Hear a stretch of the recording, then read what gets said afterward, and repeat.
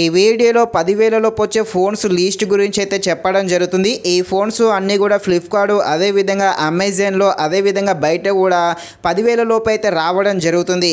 ఈ ఫోన్స్ అనేది ఎక్కువగా మిడిల్ క్లాస్ వాళ్ళకైతే బాగా యూజ్ అవ్వడం జరుగుతుంది. అదేవిధంగా ఈ ఫోన్స్ అన్నీ కూడా 5G ఫోన్సే.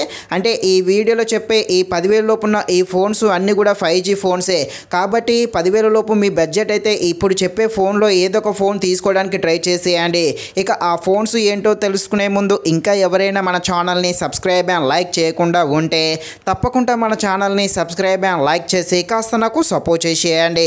ఫస్ట్ ఫోన్ వచ్చేసి రెడ్మీ 13 5G.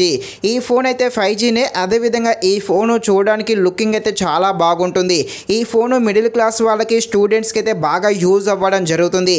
ఇక ఈ ఫోను డిస్ప్లే సైజు వచ్చేసి 6.79 ఇంచెస్ ఉండడం జరిగింది. ప్రాసెస్ వచ్చేసి స్నాప్డ్రాగన్ 4 జనరేషను. ర్యామ్ వచ్చేసి 8GB ర్యామ్ ప్లస్ 128GB స్టోరేజ్తో వస్తుంది. బ్యాక్ కెమెరా వచ్చేసి 108 MP ఉండడం జరిగింది. ఫ్రంట్ కెమెరా అంటే సెల్ఫీ కెమెరా వచ్చి 16 MPగా ఉంది. బ్యాటరీ వచ్చేసి 5000 mAhగా ఉంది. ఈ ఫోన్ అయితే 5G సపోర్టే. సో మీకు చిన్న 5G సపోర్ట్ ఫోన్ కావాలి అని అనుకునే వాళ్ళు ఉంటే ఈ ఫోన్ అయితే తీసుకోవడానికి ట్రై చేసేయండి. బ్యాటరీ కూడా బాగానే వర్క్ అవ్వడం జరుగుతుంది. నెక్స్ట్ ఫోన్ వచ్చేసి iQOO Z10 Lite. ఈ ఫోన్ కూడా 5G ఫోనే. ఈ ఫోన్ మెయిన్గా గేమింగ్ అయితే బాగా వర్క్ అవ్వడం జరుగుతుంది. అదేవిధంగా ఈ ఫోన్ చూడడానికి కూడా లుకింగ్ అయితే బాగానే ఉంది. ఎవరైనా గేమింగ్స్ ఆడదాం అనుకుంటారుగా 10,000 బడ్జెట్ లోపు ఈ ఫోన్ అయితే తీసుకోవడానికి ట్రై చేసేయండి. ఫోన్ యొక్క డిస్ప్లే సైజు వచ్చేసి 6.6 ఇంచెస్గా ఉండడం జరిగింది. డైమెన్సిటీ ప్రాసెస్తో వస్తుంది. RAM 4GB RAM plus 128GB స్టోరేజ్తో వస్తుంది. బ్యాక్ కెమెరా వచ్చేసి 15 MP Sony AI camera plus 2 MPగా వస్తుంది. ఫ్రంట్ కెమెరా వచ్చేసి 18 MPగా ఉంది. కాకపోతే ఈ ఫ్రంట్ సెల్ఫీ కెమెరా అనేది కాస్త లోగా ఉండడం జరిగింది.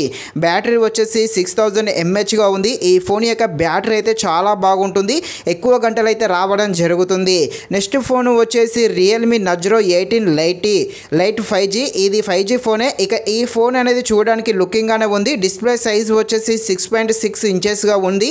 ప్రాసెసర్ వచ్చేసి డైమెన్సిటీ 6GB ర్యామ్ 128GB స్టోరేజ్తో వస్తుంది. బ్యాక్ కెమెరా 15 MP మళ్ళీ AI కెమెరా ప్లస్ 2 MPగా ఉంది. ఫ్రంట్ కెమెరా వచ్చేసి 8 MPగా ఉంది. ఈ ఫోన్ కూడా సెల్ఫీ కెమెరా తక్కువగానే ఉంది. బ్యాటరీ మాత్రం బాగుంది. 6000 mAhగా రావడం జరుగుతుంది. సో ఈ ఫోన్ సెల్ఫీ కెమెరా కాస్త లోగా ఉన్నప్పటికీ బ్యాటరీ అదేవిధంగా ర్యామ్ స్టోరేజ్ అయితే బాగానే వర్క్ అవ్వడం జరుగుతుంది. నెక్స్ట్ ఫోన్ వచ్చేసి పోకో M6 Plus. ఈ ఫోన్ కూడా 5Gనే. ఈ ఫోన్ కూడా చూడడానికి లుకింగ్ బాగానే ఉంది. డిస్ప్లే సైజు వచ్చేసి 6.79 ఇంచెస్గా ఉండడం జరిగింది. ప్రాసెసర్ వచ్చేసి స్నాప్డ్రాగన్ 4 జనరేషన్గా వస్తుంది. RAM 8GB RAM plus 128GB స్టోరేజ్తో వస్తుంది. బ్యాక్ కెమెరా వచ్చేసి 108 MP ప్లస్ 2 MPగా రావడం జరుగుతుంది.